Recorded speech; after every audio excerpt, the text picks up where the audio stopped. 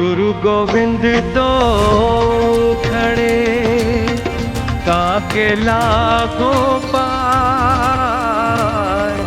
गुरु गोविंद तो खड़े काके लागो पार। बलिहारी गुरु आपने गोविंद दियो बताए कबीरा, गोविंद दियो बताए। चरण कमल सिरनाय, जा शुभ चरण रवि करण कर, भ्रमतम देत नसाय। प्रतिपल स्मरणीय विश्व वंद्य संत सम्राट श्री कबीर स्वरूप सुखदेव मंचस्थ सभी पूज्य महात्मागण, सत्संग महादरिया में डुबकी लगाने वाले हंस सभी संतगण, भक्ति स्वरूपा देवी स्वरूपा माता बहनों, इस पावन सज्ञान यज्ञ के सभी संयोजकगण, सहयोगीगण, कार्यकर्तागण, दानदातागण, मंचाध्यक्ष महोदय एवं भक्ति के सभी श्रद्धालु सज्जनवृंद, आप सभी के चरणों में मेरी तरफ से सदा नमस्कार, प्रणाम, धन्यवाद। सज्जनों, आप सभी जानते हो ये सदगुरु कबीर का विचार मंच है और सब अपना अपना विचार दे रहे हैं और आप लोगों को विचार को ही ग्रहण करना है। बुद्ध से पूछा होगा खुशी से, भगवान आप तो एक ही जैसे बोलते हो, सुनने वाला एक ही तरह से सुनते हैं, फिर अनेक प्रकार के विचार के लोग क्यों होते हैं? बुद्ध ने कहा ऐसा नहीं होता, मैं कहता हूं एक ही जैसा, लेकिन सुनने वाले अलग अलग कान के लोग होते हैं, उनको प्रतीति नहीं होती।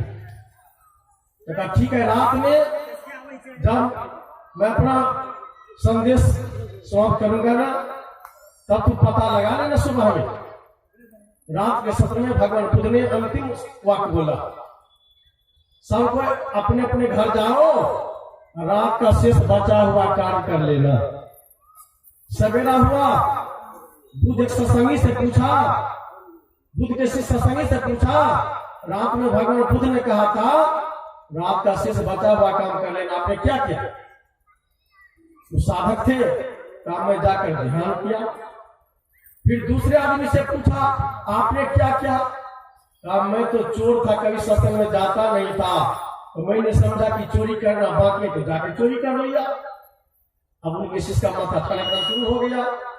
तीसरे व्यक्ति, एक महिला माता थी, उनसे पूछा, आपको भी मैंने देखा था रात के सत्र में, तो शेष बचा हुआ काम रात में क्या किया? तो मैं तो वेश्या हूँ, मैं कभी सत्संग में जाती नहीं थी, संयोग से चली गई, तो मेरा शेष बचा हुआ काम वेश्यावृत्ति थी, मैंने जाकर वेश्यावृत्ति कर ली।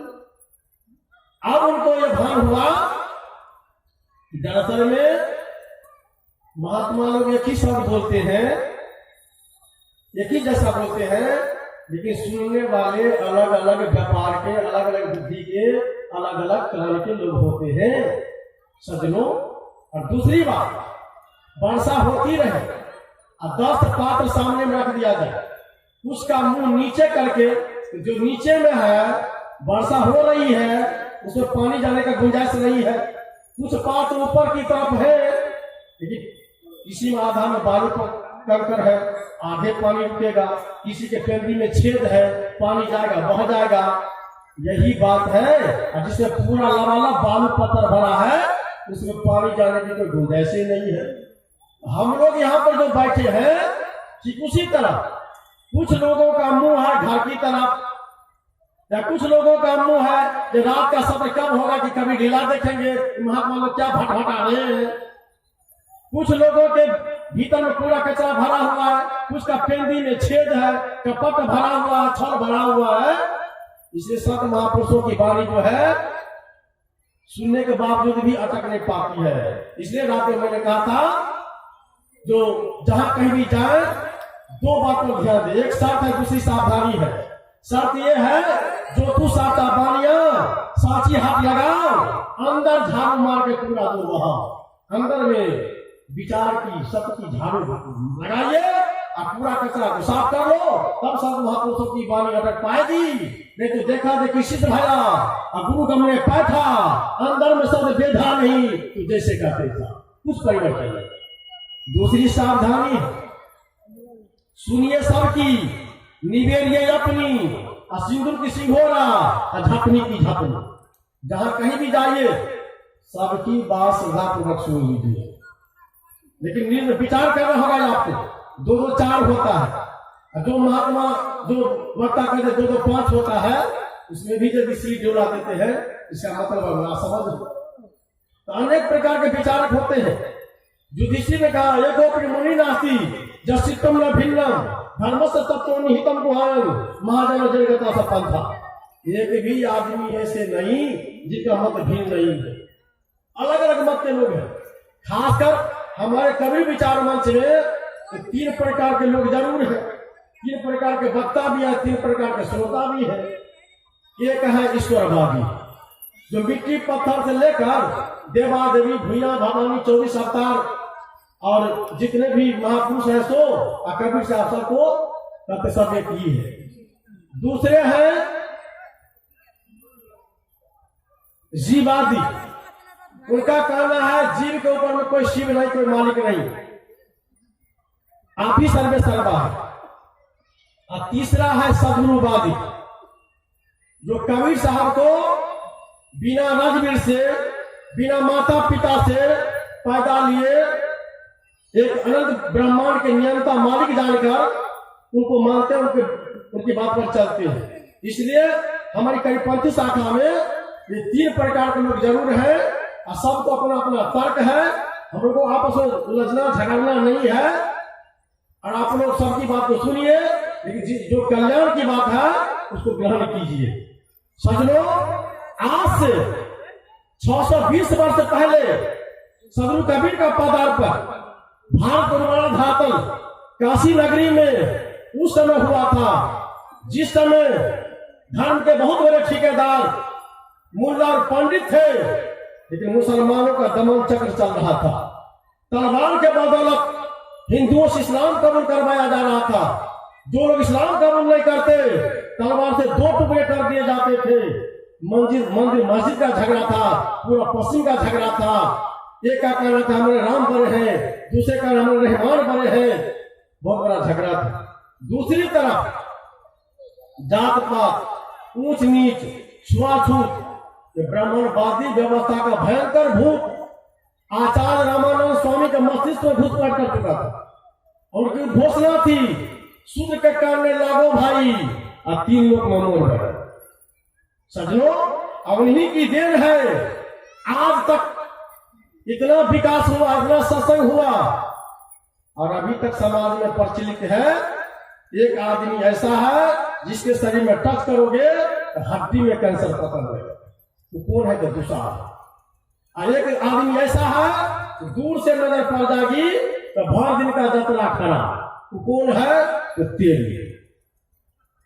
रामचरितमानस अछूता नहीं है। रामचरितमानस उत्तरकांड दोहा नंबर 99 के आगे 5वीं चौपाई जाकर देखिए, नोट कीजिए जी को शंका है। रामचरितमानस उत्तरकांड दोहा नंबर 99 के आगे 5वीं चौपाई। जे वर्णाधम तेली तुम्हारा अस्वपथ किरात कोल कलवार। 6 जाति की गिनती आई है, जिसमें का सबसे यदि कोई खराब है वह है तेली। तो कहा तेली का मुंह देखने से जतरा खराब हो जाएगा। उस जमाने में तो तेली जात के लोग ही कोल्हू में तेल पेड़ते थे, मशीन की व्यवस्था नहीं थी।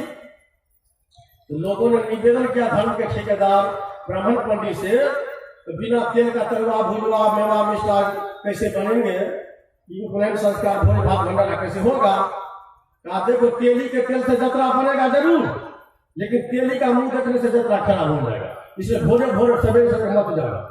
कहा यदि देखा जाए तो यदि तेली का दर्शन हो जाए उसको कहना तो थोड़ा दांत दिखा देगा, दांत दिखा देगा तो आधा जतरा बन जाएगा। न दिखावे तब न दिखा के तो तेलिया को उठा बाजार के भी दांत देख ले, झगड़ा लगा दिया। विचार करो सब लोग, बानी जान का झगड़ा चालू है। कुम्हार के बने हुए रोटी पक्का में एक नंबर रोटी बनाती थी माता बहन पहले, तौला में एक नंबर भात पकता था, अभी भी वो मटकोरा में एक नंबर दही जमती है, पनीर सुपेटते हैं। तो मिट्टी के बर्तन में छुटका नहीं लगा, ये दूसरे नंबर में कुम्हार को खराब है, हट गए। इस तरह से 6 जाति की गिनती है, तेली, कुम्हार, सोपवास, किरात, कोल, कलवा, 6 जातियों को सबसे खराब है। रामचरितमानस के अंतिम में जादव को भी नहीं बच सका, जादव तो पापी रूप है। सज्जनों विचार करो, ये ब्राह्मणवादी व्यवस्था वाला लोग भगवान को नहीं छोड़ा, असाधु को भी नहीं छोड़ा। कहीं 2 आदमी यदि हमको वोट दे देते हैं तो तीसरा आंगुली उठाने वाला कौन है? तो अरण्य कांड दोहा नंबर 33 में राम के मुख से कहलवाया है। राम कहते कवंद से मन बच कर्म कपट तजी, जोकर भूसुर से मोय समेत बिरंची शिव बस्ता के सब देव। कहते जो लोग ब्राह्मण की पूजा कर लेंगे मन बच कर्म से, तो मेरे साथ साथ ब्रह्मा, शंकर, विश्व के सारे देवता उनके बस में हो जाएंगे। उसके नीचे फिर लिखा साप ताड़क परुष कहंता विप्र गावे संता। ब्राह्मण यदि आपको श्राप दे, गाली दे, 2-4 डंडा भी लगा दे, फिर भी ये पूज्य है। ऐसा कौन कहते हैं? तो साधु कहते हैं, साधु को भी लपेट लिया। और फिर नीचे में लिखा पूज्य विप्र शील गुणहीन अशुद्र गुणगण ज्ञान परवीना। पंडित जी के घर में पापी से पापी भी आदमी बच्चा पैदा ले ले, कुछ भी करे, कुकर्म करे, अत्याचार व्यवचार करे, फिर भी पूजनीय है। शूद्र के घर में कितनों बड़ा आचार्य पैदा ले ले, विद्वान पैदा ले ले, भगवान पैदा ले ले, अपूज्य है। क्या शूद्र चलता फिरता स्मशान है? शूद्र को का वेद पढ़ने का अधिकार नहीं है, शूद्र वेद को सुनने का अधिकार नहीं है। राजा को आदेश दिया शूद्र होकर वेद मंत्र को सुने तो लाख या शीशा गला के जाम कर दो। वेद मंत्र को याद करते जिह्वा काट लो, शूद्र हत्या में कोई पाप नहीं लगता। सजनों इतनी बड़ी पाबंदी लगाई गई, इसलिए हमारे दादा परदादा को गले में कटिया बांधी जाती थी। क्यों? शुद्ध होकर जमीन पर नहीं छूटेगा, कटिया में छूटे। कमर में घंटी बांधी जाती थी, घंटी की आवाज होगी ये हमारे छत्तीसगढ़ के राजा लोग घर में छिप जाएंगे, नहीं तो छां लग जाएगी तो गंगा भी नहीं लगेगा। झाड़ू बांधी जाती थी पैर में, जो शूद्र का पद चिन्ह नहीं रहेगा, नहीं तो उच्च जाति वाले लोगों के आसपास होगा तो फिर गंगा भी नहीं लग जाएगा। इतनी बड़ी बड़ी सजा भुगतनी पड़ी हमारे पुरखों को, और अभी भी हम लोगों की आंख नहीं खुल रही है। ये परिकट्टा को जाति बनाया, दूसरा चमार डोमला गोसा तकमा खतरे तेली सबको ये भी बुझने के लिए तैयार नहीं है। क्योंकि परंपरा को छोड़ देंगे, तो परंपरा को नहीं छोड़िएगा तो दूसरा जात का दूसरा दे भंडारा पूरो, दूसरा दे का सत्संग करो, दूसरे जात को कहा हड्डी में कैसे पकड़ा देगा। अब तेली जात का लोग 12 बजे तक अपना क्वार्टर में बंद रहो, सबका जतरा क्यों खराब करोगे। अब तेली के बारे में मनुस्मृति में अध्याय 485 में लिखा एक तेली एक तरफ 10 को सजा एक तरफ। अब देखिए इतना बड़ा पाप लगाया गया।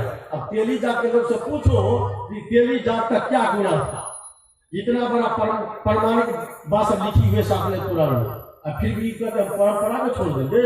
इस महापुरुष के बात मानने के लिए तैयार नहीं है। ऊपर से कड़पंथी तो बढ़ गया, शाहबंदी करते हैं, दर भंडारा पूरते हैं, अब फिर वही झूठी परंपरा के पीछे चलते हैं। हमारा बाप दादा 70 आया तो कैसे छोड़ देंगे? अभी तक समझदारी नहीं आ रही है। सजनों इस भूत को उतारना था। आज जब राम बैठे हैं राजगद्दी पर, आज पंडित जी छाती पीटते हुए राम पापी है। जिस राजा पापी होता है ना तो उसकी तो पिता के सामने खुद मर जाते हैं। हमारा 5 वर्ष का बेटा मर गया है, राम का सिर नीचा हो गया, लेकिन बुद्धियारी किया सभासद हो, नहीं राम का कोई पाप नहीं है। आकाशवाणी करवाया क्या जरूर कोई शुद्ध तपस्या करता, इसलिए पंडित का बेटा मर गया। राम को तीर धनुष थमाया गया, विंध्याचल के गहन गुफा में जाकर देखा, एक आदमी पेड़ उल्टा लटका हुआ था, पूछा तुम कौन हो? उन्होंने कहा मैं शंभु नाम का शूद्र हूं। इतना कहते उसका सिर धड़का दिया गया, शंभु मर गया। अब पंडित जी का बेटा फूल पूरा कर जिंदा हो गया। मानने वाली बात है। विचारो सबरी का आश्रम पर भगवान राम ने गया माता साहब इनको जात पात से कुछ लेना देना नहीं है, वहां जात पात से कुछ लेना देना नहीं। और शंभू के साथ इस प्रकार की बात, तब तो मैं राम को नहीं कहता गलत, तुलसी बाबा को नहीं कहता गलत, लेकिन आप लोग विचार करें पंक्ति कौन लिखा। यदि राम पर हाईकोर्ट में केस कर दिया जाए तो राम को जमानत मिलेगी। सबरी के साथ जात पात का सवाल नहीं, लेकिन शंभू के साथ जात पात का सवाल कहा आ गया। इसलिए समझो, आप जानते हो द्वापर युग में सुना है आकाश में घंटा घर आने वाला कौन? डोमिनिया का बेटा सुपर सुदर्शन। कठौता में गंगा मंगाने वाला चमनिया का बेटा रविदास जी। 18 पुराण की रचना करने वाला मल्हिनिया का बेटा वेद व्यास जी। राम के कुल गुरु व्यस्या के बारे वशिष्ठ महाराज। विचार करो, ये सब कौन जाति के थे? और भगवान राम को प्रसादी स्वरूप जूठा फल खिलाने वाली लखन लाल विरोध किया तो शक्ति बात पर चिपट करने वाली मुसाविया के बेटी सबरी भी। और देश आजाद हुआ, अपना संविधान नहीं था तो कानून बनाने वाले कौन? महारानी का बेटा बाबा साहब भीमराव अम्बेडकर। अभी भारत की गद्दी पर प्रधानमंत्री के रूप में बैठे वाला, चलती ट्रेन में एक गरीब का बेटा श्री नरेंद्र मोदी जी, राष्ट्रपति रामनाथ कोविंद जी, उपराष्ट्रपति एम वेंकैया नायडू। जब बरसात के समय में उनके छत से पानी टपकता, कौन बड़ी जाती है? कभी कोई सुना है? पेपर में बात छपी है? ये सब जो राजा महाराजा बन गया है, प्रधानमंत्री राष्ट्रपति, तो किसी को पंडित का मर गया है, दरबार में हल्ला किया जो राम पाप किया क्योंकि मेरा बेटा मर गया। सर तो हम विचार करने के लिए करते हैं। सभी ब्राह्मण खराब नहीं होता, सभी जात में खराब नहीं होता, हर जात में अच्छे बुरे लोग होते हैं। एक तरफ शक्ति का पुजारी, एक तरफ शाक का पुजारी, सब आपस में लड़ झगड़ रहे थे, समाज टुकड़े टुकड़े में बढ़ चुका था, मानवता करा रही थी। ऐसी विषम परिस्थिति में एक सच्चे सदगुरु की आवश्यकता थी। अब ठीक समय सदगुरु कबीर का पदार्पण हुआ। अब पहुंचे जहां पर हिंदू और मुसलमान आपस में लड़ झगड़ रहे थे, सदगुरु कबीर ने कहा, अरे हिंदू और मुसलमान क्यों झगड़ते हो? दोनों को बैठाए, दोनों ने कहा आप मेरी पंचायत कर दोगे? कहा क्यों नहीं कर देंगे, बैठिए। तो दोनों को बैठाए, कहा प्रश्न क्या है? हिंदू कहे मोहि राम प्यारा, तुर्क कहे रहीमाना हो, आपस में दो लड़ लड़ मुआ, मरम का हो जाना